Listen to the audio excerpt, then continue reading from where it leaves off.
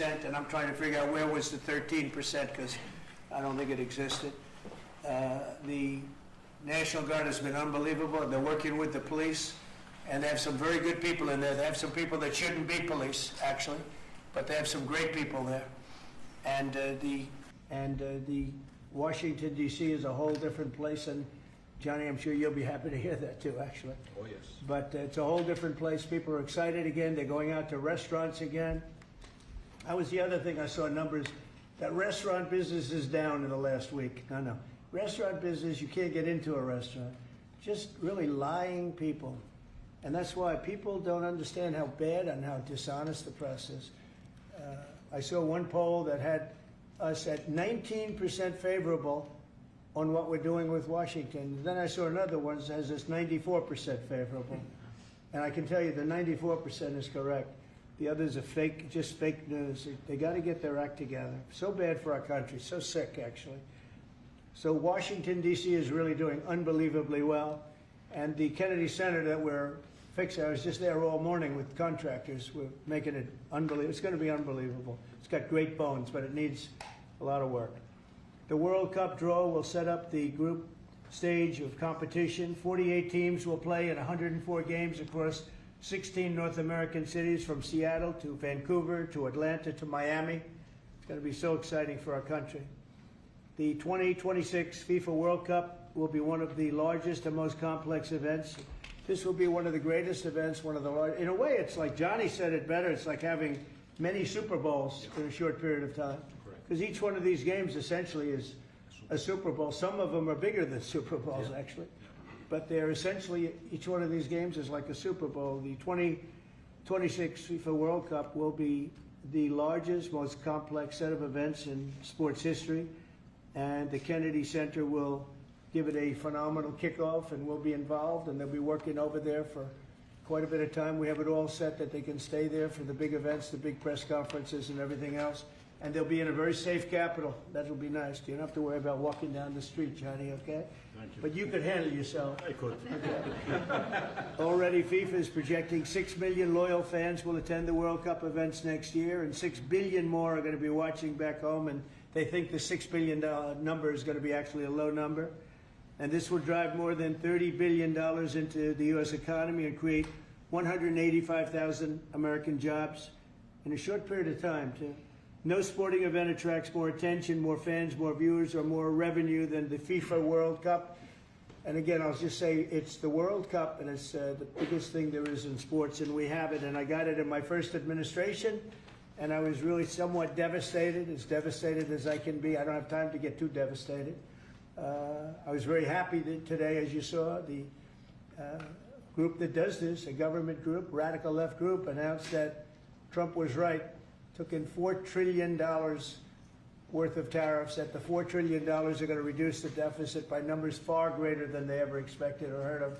And by the way, the stock market went up 1,000 points. That was as of 10 minutes ago. I can't tell you what happened. A lot of things happened. But the stock market's up almost 1,000 points. And it's basically on the news that the release that just came out from government that the tariffs that everybody was talking about, that the whole world respects us for because of what we did. The tariffs are going to be at $4 trillion. They're going to reduce the deficit by $4 trillion, Mr. Vice President. Pretty good, sir. Too bad it's not 5, right? That's right. It's had a huge impact, and the stock market is way up. But this will drive more than $30 billion in U.S. economy and create 185,000 American jobs. No sporting event attracts more attention or more fans or anything else. And I just look forward to the draw. So we're going to have the draw, essentially, Johnny, at the Kennedy Center. Yep. And by that time, it'll be in even better shape. We're working on it. It's about a year project to make it. It'll be great. It'll be fantastic. You see the way this is looking? Look, nice. I can't tell you how much that gold costs, a lot of money. There's nothing like gold, and there's nothing like solid gold, but this beautiful office needed it. It had to be representative. When we took it over, it was dirty, not clean. I immediately changed the chair and had this beautiful desk renovated, brought out by the White House. People that do this, they did a great job to send it out. We have a craftsman who's great. But this was not appropriate for the Oval Office, what I took over. And now, if you look at all those paintings you're allowed to turn back. All of these are great presidents, and they were all in the vaults. They were in vaults for some cases much more than 100 years. And now they're proudly hanging on the Oval Office walls. And I can't imagine anybody changing it. But they were buried in vaults for over 100 years, many of them. So it's very exciting. People come in, they really love it. They love what we're doing here. They love what we're doing in D.C., and they love what we're doing, most importantly, in the country and the world. I'd like to ask Johnny to say a few words. He's the head of the whole thing. He's been there for a long time, probably the most respected man in sports. He's amazing, actually. Works very hard, and he's got the biggest event in the world coming right here to the United States. And a little, we did a little for Canada, we did a little for Mexico. We thought, see, I'm a good citizen.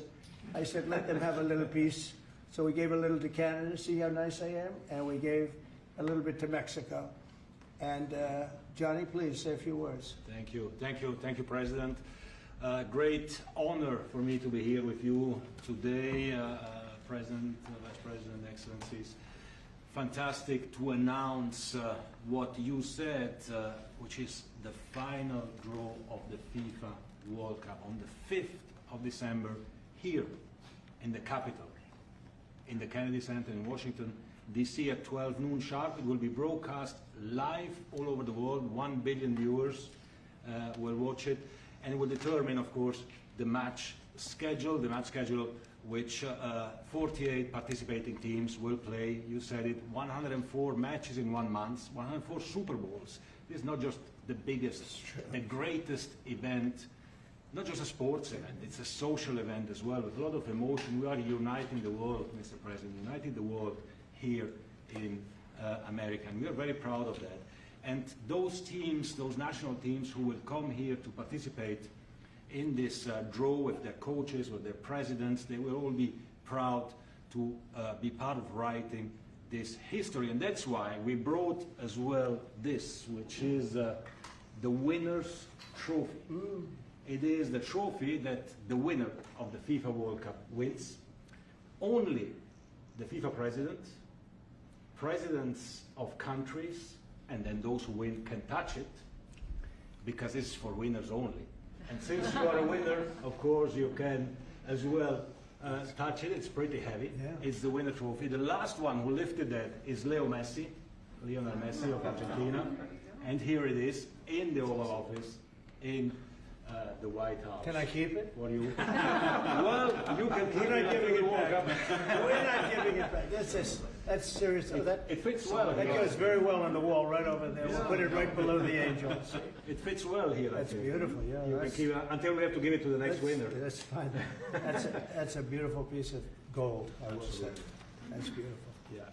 So 6 billion viewers for the World Cup, 6 million coming to the matches, 30 billion economic impact, 185,000 jobs. This will be absolutely fantastic. The biggest event ever, and everything will start here in Washington, D.C. at the Kennedy Center, or the Trump Kennedy Center. We'll see that, how it will be called, on the 5th of September at noon sharp. 5th of December, noon sharp.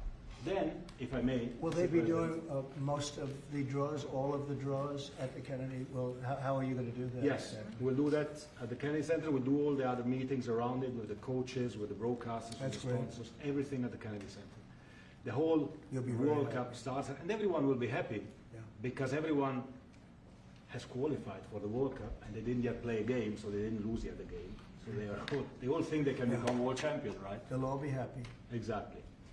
Now, by the way, an example, supposing we had a week ago when everybody was being killed and mugged and everything else, despite the phony numbers that were given out, that it was getting better. Brian, do you believe it was getting better or getting worse? Oh, the crime was getting worse.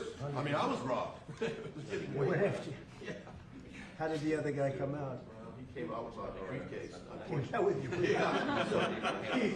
Robert 1, Brian 0. No, but can you imagine you do this and then you start hearing that they had a 20-year reduction of crime. It's worse. It was worse during the Biden administration than anybody's ever imagined possible. And I guarantee you, he wouldn't be here if those numbers continue. But now we have total safety, we have total security. And for the border, in 3 months, 0 people. These are done by liberal people that do these charts. 0 people came through our border in the last 90 days. Can you believe it? 0. Last year we had millions of people coming in. And they came in from the wrong locations. They came in a lot of people that shouldn't be here. So now when we have this event in December, it's going to be very safe. Johnny, you can walk down the street with your beautiful wife. Yeah. You can take her to dinner if you can get a reservation, which I doubt. They're all full, the restaurants. I know. They're all full. I heard that too. The restaurants aren't. The restaurants, since we are doing this, are doing great. And many new restaurants are going to open because, as you know, many closed. Many restaurants closed because the crime was so bad. This will be one of the safest places anywhere on earth. So, you know, I really am honored that the National Guard has done such an incredible job working with the police. And we haven't had to bring in the regular military, which we're willing to do. We have to. And after we do this, we'll go to another location and we'll make it safe also. We're going to make our country very safe. We're going to make our cities very, very safe. Chicago's a mess. You have an incompetent mayor, grossly incompetent. And we'll straighten that one out probably next. That'll be our next one after this. And it won't even be tough. And the people in Chicago, Mr. Vice President, are screaming for us to come. They're wearing red hats, just like this one. But they're wearing red hats. African-American ladies, beautiful ladies, are saying, please, President Trump, come to Chicago. Please. I did great with the black vote, as you know, and they want something to happen. So I think Chicago will be our next, and then we'll help with New York, and we're going to help with, and I think a lot of these people that you see on television, they are, including the people in this audience, they'll say bad things about me, and then they'll say, thank God he's here, because half of them got mugged, and they don't want to get mugged again. But they're, you know, they work for they work for stupid people that are radical left, and they're made to do things and say things that they don't want to be saying. But the people right here are all happy because you're not going to be mugged in Washington, D.C. anymore. I just want to say Johnny's been my friend for a long time. He's an incredible guy, and we will lay out the red carpet.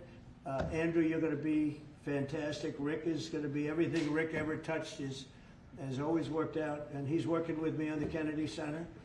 And his very good friend was an actor on Broadway for 5 years, right? And I assume he's helping us a little bit, right? Yes. And Andrew, you're all excited about it? Absolutely. Would you like to say something? This is a great opportunity, Mr. President, to show off the first 250 years of the United States of America, the greatness, and then the hope and promise of the next 250 years. When you think this World Cup is going to be over our 250th birthday, Mr. President, your leadership, obviously, with FIFA leading the way, this is the largest sporting event in the history of the world under the Trump administration. So very excited. I just want to say one thing. Andrew Giuliani, so his father is Rudy, the greatest mayor in the history of New York, I think by far.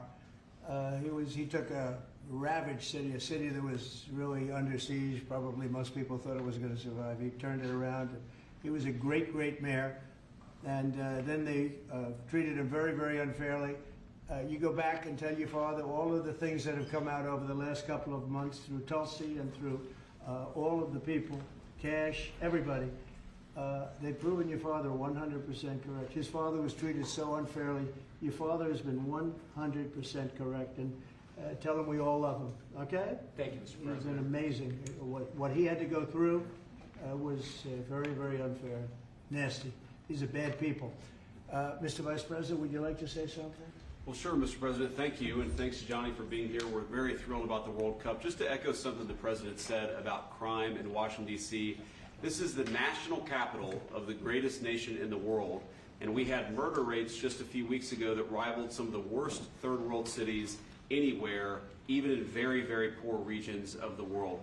Why did we accept that? Why did we allow it to happen? We allowed it to happen because we had broken leadership in Washington, D.C., and unfortunately sitting behind the Resolute desk. What we have shown in just under 2 weeks of taking law enforcement seriously is that the American people can have their streets back if their leadership is willing to put in the time and the resources. Mr. President, you've shown to Washington, D.C. that we can have safe streets again. We've just got to have the political willpower to focus on the bad guys and to give the American people back their communities. We are focused on doing that thanks to the President's leadership.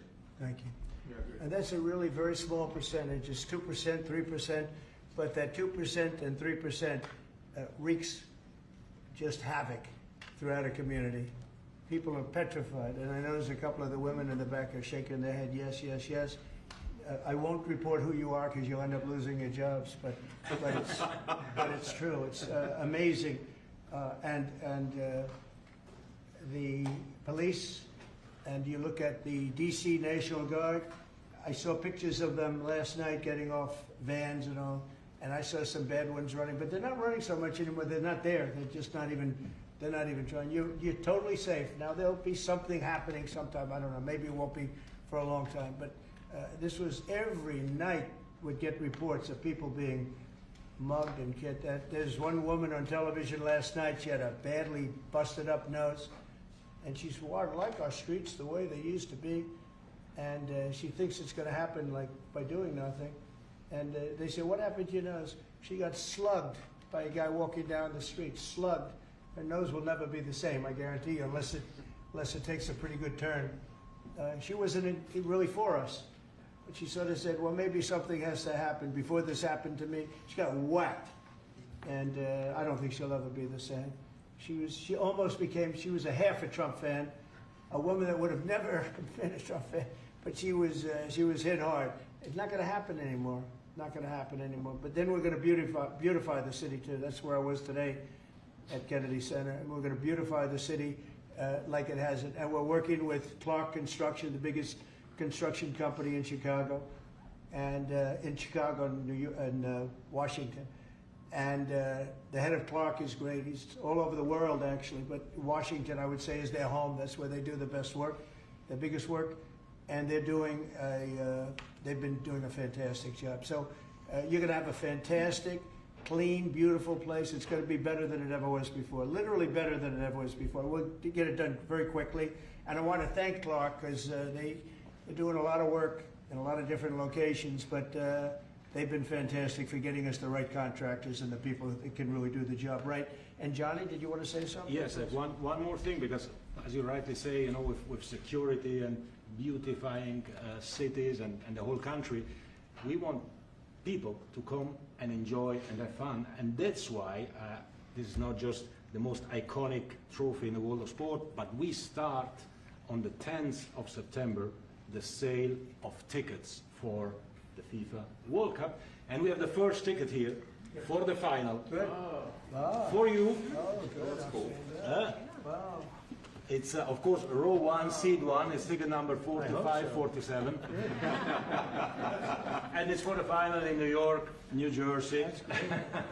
And so you have your ticket already for the final.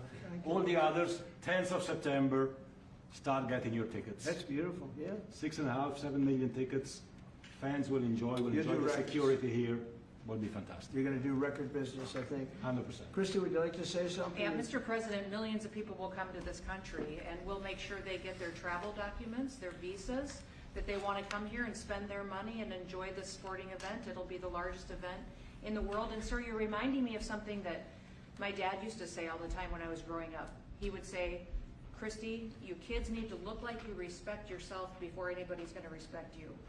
And in this country, when people look at our streets, when they look at our capital, you're bringing respect back to this city. And people will respect our country more because it's safe, it's clean, it's beautiful. And what you're doing is transforming this nation by making sure that our laws are upheld. And millions of people are going to come and be able to enjoy it next year, and I'm excited about that. Thank you for doing that. Well, for our us. country is respected again. And a year ago, we had a dead country. I'm telling you, it was a dead country. It was a country that had lost its way. It was a country that was going to fail. Look, even today, where they say $4 trillion in reductions of deficits, and this was totally unexpected. They didn't expect it. I mean, I don't know where they've been, the people that do this stuff, but it's terrible. I want to thank Christy for another reason. I said to her 2 weeks ago, I said, Christy, do me a favor. I built hundreds of miles of wall I built the same wall that the Border Patrol asked me to build. It wasn't my first choice. I wanted to do concrete plank and everything nice, but you wouldn't have been able to see through it.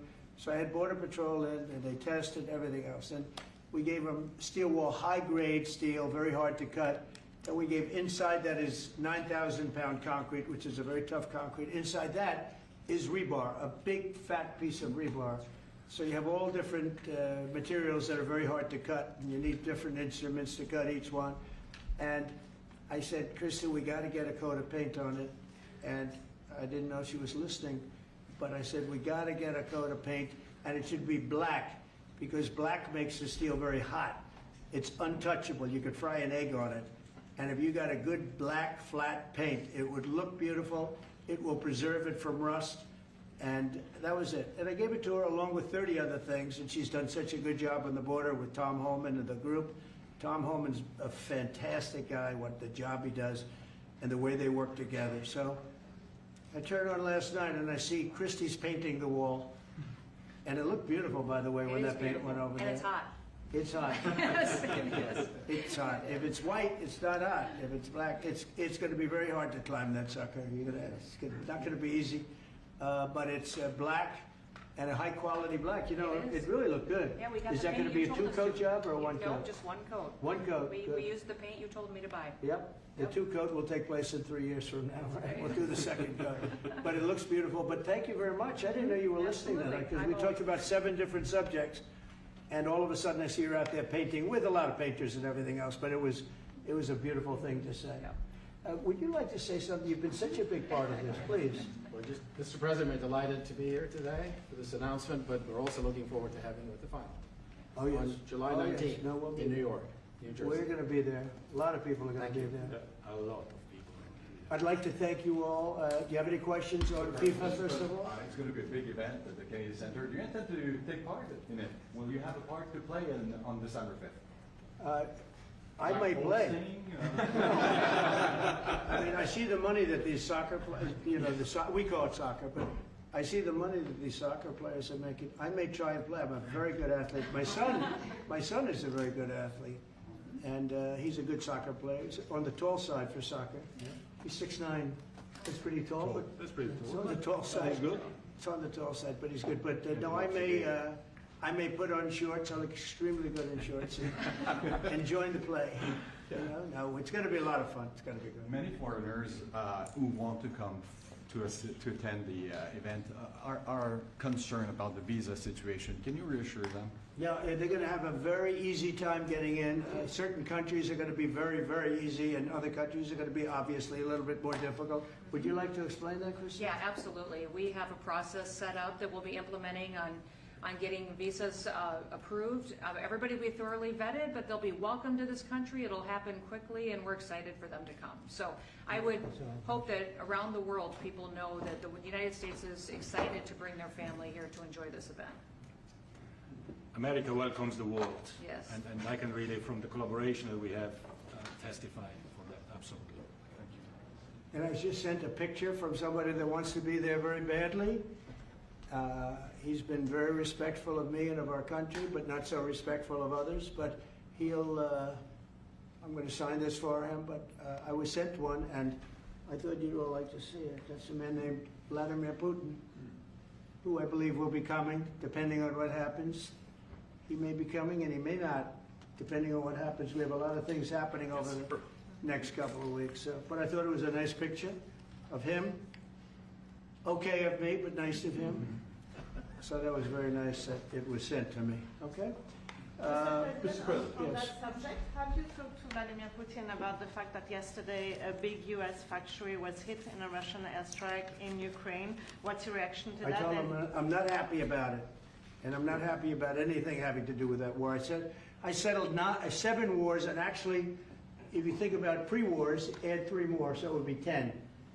I thought this would be in the middle of the pack in terms of difficulty. No, I'm not happy about anything about that war. Nothing.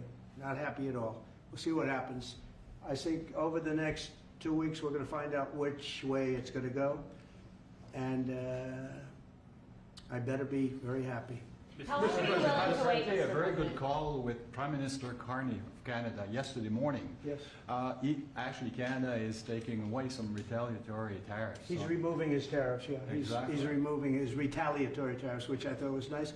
And we're going to have another call soon. Yeah, Okay. we had a very good call. You're getting closer towards an Well, I agreement like them. on trade? I like them. You know, look, I'm fighting for the United States. Canada and Mexico have taken a lot of our business over the years, over 25, 30 years, especially during the Biden years. They took a lot of our business, and it's basically all coming back into the United States now. Well, hot as a pistol, and it's coming back in. Because of tariffs and the incentives we give, it's coming back. And it's impossible, I think, for another country to stop it. And we are working on something. We want to be very good to Canada. I like Carney a lot. I think he's a good person. And we had a very good talk yesterday. So I think it'll be good. Mr. President, I have a question about the search of Ambassador Bolton's home. The Vice President recently just did an interview saying that it's about classified documents, but that there's also broad concern about him. What are the concerns? Well, that I you haven't have? spoken to Pam in the group yet, but I will be. I saw that just like everybody else. I try and stay out of that stuff. I'm allowed to be, and I'm chief law enforcement officer, believe it or not. You know, I don't like to go around saying that, but I am. That's the position. But I purposely don't want to really get involved in it. I'm not a fan of John Bolton. I thought he was a sleazebag, actually. And he suffers major Trump derangement syndrome, but so do a lot of people, and they're not being affected by anything we do. I don't know anything about it. I just saw that. I'll find out about it. But if you believe the news, which I do, I guess his house was raided today. But my house was raided also, called Mar-a-Lago. They went through everything they could, including my young son's room and my wife's area. They went through her drawers, as the expression goes. They went through everything you can imagine.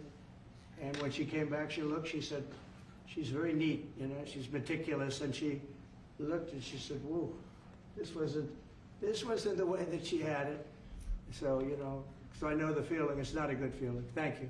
Mr. President, on Ukraine, how long will you give Putin? A couple of and weeks, we're going to figure it out. We'll find it. Do you think you'll have to intervene at some point? Look, it takes two to tango. You understand that. I wanted to have a meeting with those two. I could have been at the meeting, but a lot of people think that nothing's going to come out of that meeting. You have to be there. Maybe that's true, maybe it's not. But we're going to see. In the meantime, people continue to die. But I've solved 7 of them where they were in wars for 31, 35, and 37 years. We had 3 of them that were for more than 30 years, Johnny, and I got them solved. And we solved one that could have been a nuclear war with India and Pakistan. That was getting ready to be a nuclear war. I solved them all. And this one, I thought we would have had it done by now, but it's more difficult. There's a lot of anger, a lot of hatred. There's a tremendous amount of hatred there. So, but we'll see what happens. I think in 2 weeks we'll know which way I'm going. Because I'm going to go one way or the other. And they'll learn which way I'm going. Mr. President, if I got 2 questions for you, one on FIFA, the other one on DC.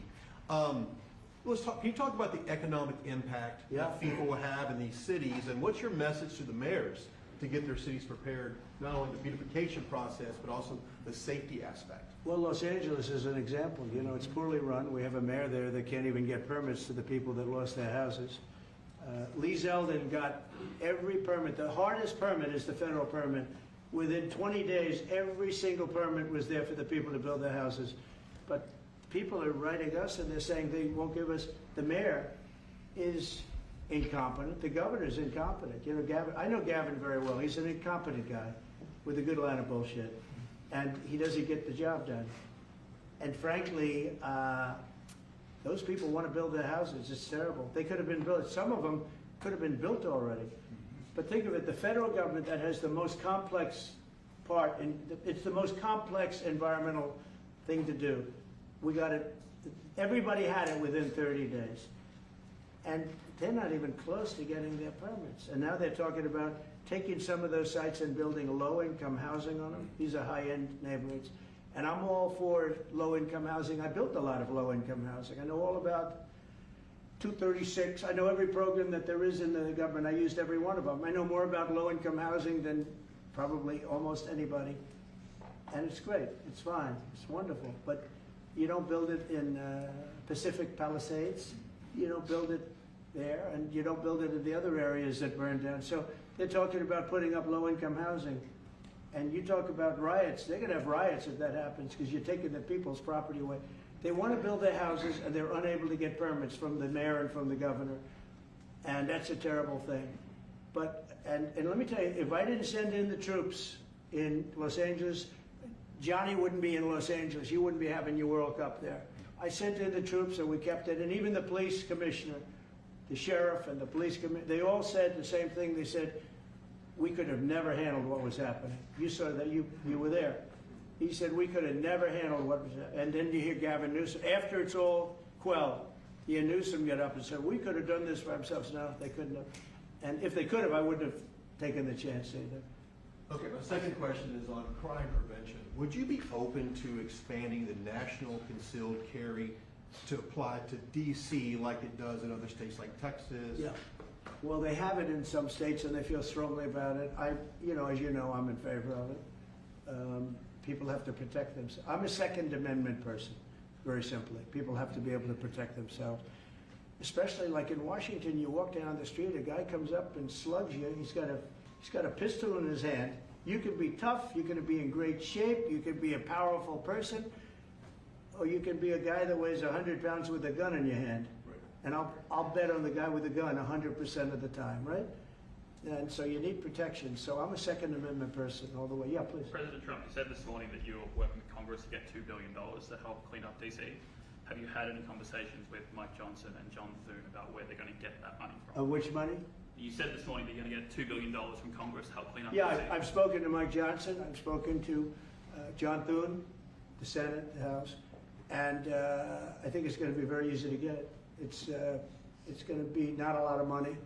I wouldn't even know where to spend the number that you mentioned, but it's going to be money to beautify the city. Yeah, they're ready. Everybody wants to save DC. In one way, it's the easiest. The violence was more than any other city in the country, actually, by far. It may have been more than any other city in the world, if you could think. We looked at some of the worst cities in the world, it was worse. And that's why it angers me to see the mayor saying about how they have it on the slide. Not on the slide, it was worse than ever. Yeah, we have no problem getting that money. That money will come out of Congress. I think it'll be even bipartisan. And is the plan I mean, I would imagine Democrats would vote for that one. is the plan to get it before the September 30 spending deadline on the Hill? Well, I don't know if there is a deadline, because if I declare a national emergency, which this was, that ends the deadline.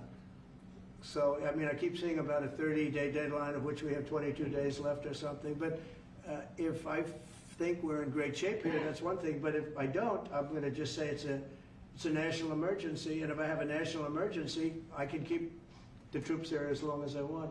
If people are not going to want to have the troops, and 30 days, it's one thing to get them out. It's another thing to keep them out for a long period of time. You've got to train people. You can't do this. You can't bop people over the head. And a lot of those people are in courts right now, going to court. They're going to go to jail for a long time. So that's going to take more than 30 days. But if I have to, I'll declare a national emergency, which I don't think I'll have to do. Yeah. Mr. President, you said in 2 weeks you'll know whether you go. Yeah, I think I'll know. another. I think I'll know the attitude of Russia and, frankly, of Ukraine. It takes two. What are the 2 ways you can go at the end of 2 weeks then? Well, then I'm going to make a decision as to what we do. And it's going to be a very important decision. And that's whether or not it's massive sanctions or massive tariffs or both. Or do we do nothing and say it's your fight? Look, I would have never been in this war if I were president. You wouldn't have had this war. It was never going to happen. This was caused by stupid people that fought. And people say, well, how do we know? Because for 4 years, it was never even a subject. And Vladimir knew, and you see his picture right here. It was nice that he sent, but Vladimir knew very strongly we wouldn't have stood for it. It wouldn't have happened. 100% wouldn't have happened, but it did happen. And now they're losing from 5 to 7 young kids. Think of it, you're a parent and your son is leaving. He's Russian or he's Ukrainian. And he's leaving and they're waving goodbye. Nice, beautiful kid. Nice crew cut, all set. He wants to be a soldier. And goes there, first week he has his head blown off. And he's no different than you people, me. And it doesn't matter where. I mean, I solved a problem in the Congo that was vicious. Rwanda and the Congo, the Republic of the Congo, and they were fighting for 31 years, and it was machetes.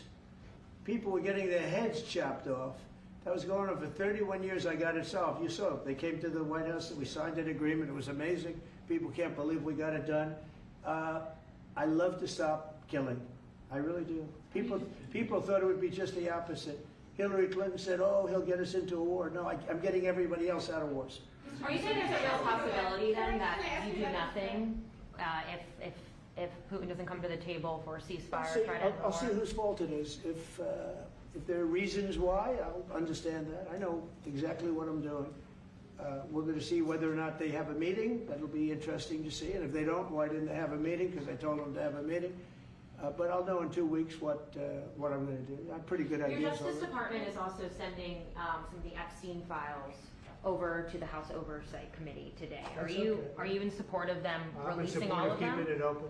If they wanted to Innocent release, people shouldn't be hurt, but I'm in support of keeping it totally open. I couldn't care less. You got a lot of people that it could be mentioned in those files that don't deserve to be. People, because he knew everybody in Palm Beach. I don't know anything about that, but I have said to Pam and everybody else, give them everything you can give them, because it's a Democrat hoax. It's just a hoax. The whole Epstein thing is a Democrat hoax. So we had the greatest 6 months, 7 months in the history of the presidency, and the Democrats don't know what to do, so they keep bringing up that stuff. But it affected them. Bill Clinton was on his plane and went to the island supposedly 28 times. I don't want to bring that up, frankly. You have Larry, whatever his name is, Summers, the head of Harvard, who was Jeffrey Epstein's best friend. Nobody ever talks about that. I mean, but I don't want to hurt Larry Summers, but he was best friends with Jeffrey Epstein. No, this is a Democratic hoax to try and get the significance of what we've done over the past 7 months. Nobody's ever seen anything like it. They say it's #1 in history. What we've done, including stopping 7 wars. I mean, just include that. And now you look at the stock market today. It's way up to start off with from where I took it. And this market was going to crash. If Joe Biden or Kamala were president, this market we would have had a crash like in 1929. You're not going to have that. It's only a question of how high is it going to go. You know, I had the strongest economy in the history of our country. And despite COVID, we had the strongest economy in the history of our country. And we're going to blow it away this time. I was always good at making a lot of money. And whether it was for myself or whether it was, I like doing it this way better. I mean, I like making it for the country. Our country's been ripped off by friend and foe, nations all over the world ripped off. And the friends have been much worse than the foes for the most part. And they're not ripping us off. We just signed a deal with the European Union. They're paying us essentially $950 billion, like a signing fee. They're going to buy $750 billion worth of energy. They weren't buying much of our energy there. And they're very smart in doing it. And as you know, Ursula was here a couple of days ago having to do with the people, the leaders that we had a great, people said they've never seen anything like it. Well, we had the leaders of Europe right here in the Oval Office. And she's so happy that she has an agreement. But people aren't ripping us anymore. We're run by, this country is run by smart people now. Mr. President, in Israel... Two questions. One is about Intel. There have been reports that you're considering taking a stake in Intel. Can you tell us About the 10%? About the 10%. Yeah, I met a man. He was a very nice man, and I called for his removal because I saw something by a man named Tom Cotton, a senator from Arkansas. He's a great guy, friend of mine, supporter of mine, big supporter. I'm a supporter of his too. And he wrote a pretty nasty story about the head of Intel. And I said, well, if that's right, he should resign. And he came in, he saw me, we talked for a while. I liked him a lot. I thought he was very good. I thought he was somewhat a victim, but you know, nobody's a total victim, I guess. And I said, you know what? I think the United States should be given 10% of Intel. And he said, I would consider that. I said, well, I'd like you to do that because Intel has been left behind, as you know, compared to Jensen and some of our friends, NVIDIA, some of the people and the people in, because Intel should have never been. Intel was the biggest, most powerful chip company in the world. And then they started leaving. and they started going to foreign countries, in particular Taiwan. And if we had a president that would have said, okay, you can go to Taiwan, but we're going to put a 100% tariff or 200 or 300 or 500% tariff, anybody that sells into the United States has to pay. They wouldn't have left. They would have never left, and we wouldn't have. So in the meantime, we had people that were, in some cases, good politicians that weren't good on trade. I loved that man, but he was not good on trade. I totally disagreed. He allowed the car industry to be taken out of this country. We lost 50% of our car industry. But that's all coming back. It's all coming back. But if somebody would have said that with Intel, would be a giant right now. Now with that, they've had some bad management over the years, and they got lost. And I said, I think you should pay us 10% of your company. And they said, yes. That's about $10 billion. I don't get it. This comes to the United States of America. And I said, I think it would be good having the United States as your partner. He agreed. And they've agreed to do it. And I think it's a great deal for them. And I think it's a great deal. He walked in wanting to keep his job, and he ended up giving us $10 billion for the United States. So we picked up $10 billion. And we do a lot of deals like that. I'll do more of them. If somebody has, like we have restrictive covenants with Jensen. We have, it's NVIDIA. And to unrestrict the covenant, nothing to do with losing our powers or military or anything, because that I wouldn't do. But there are things you can do that don't affect us, that actually help us. And if we're going to give somebody a free out, a restricted covenant, we have a strong restrictive covenant on certain industries. And I will absolutely give somebody a opening on a restrict to do a lot of business, which is good for us, as long as it doesn't hurt us in a security or military way. And if I do that, I think the country should be paid, because anybody else, I have it in real estate where I'll have a deal with somebody and I'll have them restrictive covenant. Then they'll come back and they'll say, I'd love to be able to build over here, but I'm not allowed to because you have me covered, you have me restricted. I say, I'll let you build over there, but pay me a lot of money. No different. But the country never did it because the country was run by foolish people. Mr. President, you said Chicago might be next. Are you making, have there been concrete steps that the administration is taking to do that? Or what are other cities as well? I haven't spoken to the mayor. He's grossly incompetent. I haven't spoken to the mayor. No. When we're ready, we'll go in and we'll straighten out Chicago, just like we did D.C. Chicago is very dangerous, great place. I built great stuff there. I have the most beautiful building in Chicago, I think. But I hate to see what's happened to Chicago. Chicago was our greatest city, actually. Bob Tisch, a great friend of mine, passed away. He used to own the Giants and very successful Lowe's. He said Chicago, I think they had their main office in Chicago. He said Chicago and San Francisco, the two greatest cities in the world. Now you look at what the Democrats have done to San Francisco. They've destroyed it. I own a big chunk of the Bank of America building in San Francisco. And, you know, it's just different. We can clean that up too. We'll clean that one up too. Now, if everything works out, and we've already had calls from other cities, quiet calls from Democrats, we'd love you to come here, because they've lost control of their cities. I'm not going to say because I don't want them to lose their elections. But we've had calls from Democrats and calls from people generally. We'd love you to come here, because we'll straighten out the problem. In Israel, the families of hostages in Israel, families of hostages are opposed to the reoccupying of Gaza. Why is the U.S. still Well, not supporting? all of them. And you have to understand, I'm the one that got all of the hostages out. You got a lot of people out. If it wasn't for me, they wouldn't be out. I worked with Bibi and I worked with Steve Witkoff.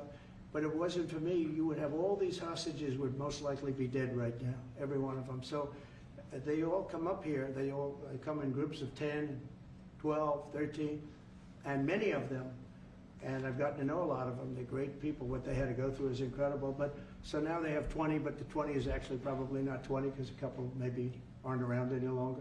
It's a terrible thing. No, I don't like anymore. I said, you know, when you get down to 20, they're not going to make deals anymore. And they didn't. And then I put out a statement, as you know, that was a tough statement. Go in and get them. And they said, we'll give you 10, we'll give you 10. I don't know what Israel's doing, but they were willing now immediately to give us another 10. The situation has to end. It's extortion and it has to end. And we'll see what happens. I actually think they're safer in many ways if you went in and you really went in fast and you did it. And people can't forget October 7th, remember that. I'm friendly with all groups. I won the Arab vote in Michigan. I did so great with the Arab vote, remember? I started off at 0, I ended up winning. I wouldn't say the candidate was the greatest, but I would have won against anybody. They're great people. But we have to do things properly. And you know, I'm very proud to say I got the hostages out. You have hundreds of people that are living now because of me. And now we have that final little group of people. And Hamas knows that if they give them, that's probably the end of their lives. So it's not easy to get. And I know if you're a parent, you just don't care. You want, I want my baby back. They want their babies back. They want their kids back. And I understand it. But I got them out and did a good job. And we're doing everything we can to get the hostages out. Thank you all very much. Yes? So Jackson Hole, Jay Powell today said, he suggested that they might cut interest rates, but they don't proceed. Well, we call him too late for a reason. He should have cut him a year ago. He's too late. You know, we have a stock market that's up 1,000 points today. I better be careful because I go out there and I'll see it's down 1,000, right? But it's up 1,000 points when I came in here. We have a country that the market's the hottest it's ever been. The country's better than it's ever been. We have a military that I rebuilt largely in my first term. We had a great, successful first term, but this is going to be even better. But we rebuilt it. We gave a lot of it away to Afghanistan, but relatively small compared to the overall. But I think it was the most embarrassing day and period in the history of our country that they allowed those 13 wonderful people, but it's really hundreds of people were killed. And they don't talk about the 48 that were so severely wounded with no legs, no arms, nobody ever mentions them except me. But that was the worst day, the most, it just showed how incompetent. Frankly, if that didn't happen, I really believe that you might not have had the problem with Russia. I think Putin was sitting there watching these stupid people running our country and said, this is a time to invade. It's, this is a time. And then Biden made the statement, well, he can do a small incursion. When he said that, it was off to the races, right? When he said he can do a small incursion, remember that? I was surprised he knew the word incursion. I didn't think he had that good of a vocabulary. I want to thank everybody. It's very important to me and to everybody up here, the World Cup. And Johnny has been so incredible. I mean, he's really a great leader. I mean, to think, I said, Johnny, do it by phone. You don't have to come. No, he said, I'll come. And he flew all night long to be here and listen to this about how great we're doing in D.C. But he's a fantastic leader, and this will be your most successful World Cup ever. Thank you, Jim. Thank you so much. America will win. Yeah, can we win it, Mr. President? I don't know. That's I watch some of those teams go around. They go down that field. I don't know. But let me ask you: what chance does America have of winning? Well, the home team always has a good chance to win. It depends how he's it a good diplomat. No, but it has some good we have a players. shot. Of course, you have a chance. Will Bear be going to any of the games, Mr. President? I'd love to have him. He'd love to. He's very tall. Maybe we could make him a goalie. The goalies are very tall now, right? Yeah, goalies are very tall. The goalies, well, he'd be a perfect goalie. 100%. At his height, he'll be a great goalie. Exactly. So we'll put him on the American team. No, but do the Americans have a chance of like getting into the quarterfinals? Yes, right? definitely. No, the quarterfinal definitely. But then, as the tournament goes on with the public 250 years of the United States, let's not forget, they will all feel energized about that. It's amazing. The talent is really great when you watch these things. I went to the game 2 weeks ago, and it was a big upset. But you look at these people; the way they pass it. It's amazing, really amazing. It's a great art, right? It's a great talent. It is incredible. You know the expression. This what? Will you draw the names? I don't know. That's something. He's the boss. That's an interesting proposal. He's the boss. We'll discuss that. It's going to be great. And I think the American team is going to do well. I mean, I hear it's a very good team. Good luck, everybody. Thank you very much. Thank you. Thank you so much. Thank you guys. Let's move along. Thank you guys. Keep a lot of those photos. Thank you guys. Thank you. No, I just got one. Thank you. Thank you guys. We're done. We're done. Thank you. It was a nice Everyone photo. out. Thank you very much. Thank you guys. Keep moving. Thank you. Andre, this way. Everyone forward this way. Thank you, everybody. Keep moving. Thank you. Keep moving. Thank you, guys.